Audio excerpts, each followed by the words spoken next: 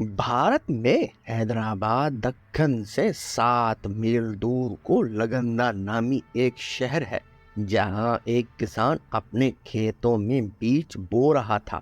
صبح کا وقت تھا۔ علاقے کا نواب سیر کرتا ہوا وہاں سے گزرا۔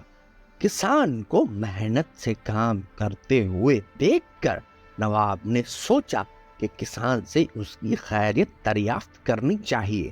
وہ گھوڑے سے اترا اور کھیت کے کنارے پہنچ کر کسان سے پوچھا، کیوں بھائی، کھیتی باڑی میں تم اس قدر محنت کرتے ہو، کتنا کچھ کما لیتے ہو، کچھ فائدہ بھی ہوتا ہے یا نہیں؟ کسان نے سر اٹھایا اور نواب سے کہا، فائدہ کیا جناب، فصل کٹنے کے بعد اس کے 4 حصے کر لیتا ہوں۔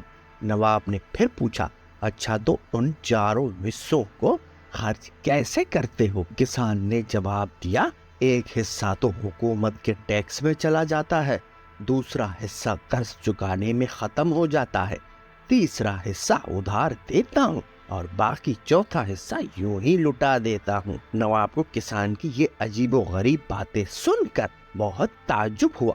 حیرت سے پوچھا، تمہاری باتیں میری سمجھ میں نہیں آئی، صاف صاف بتاؤ، تم قرض چکاتے بھی ہو اور دیتے بھی ہو؟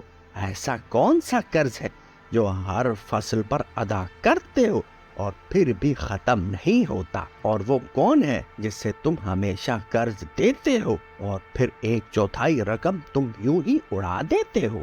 کسان نے جواب دیا، جناب، بات دراصل یہ ہے کہ میرے والد نے ایک ساہوکار سے رقم ادھار لی تھی۔ والد کے مرنے کے بعد اس کا سود میں ادا کرتا ہوں۔ ایک حصہ ٹیکس دینے کے، دوسرا حصہ یہ ادا ہو جاتا ہے، اور تیسرا حصہ کسے ادھار دیتے ہو؟ نواب نے پوچھا۔ کسان نے کہا، یہ میں اپنے 2 لڑکوں پر خرچ کرتا ہوں تاکہ بڑھاپے میں وہ مجھ پر خرچ کرے۔ نواب نے پوچھا، اور یہ ایک حصہ فضول کیوں اڑا دیتے ہو؟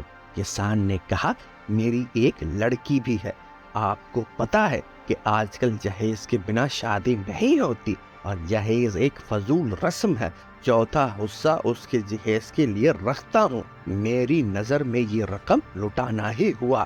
نواب اس کی مدلل گفتگو سے بہت متاثر ہوا اور ایک بڑی رقم اسے انعام کے طور پر دے کر رخصت ہو گیا۔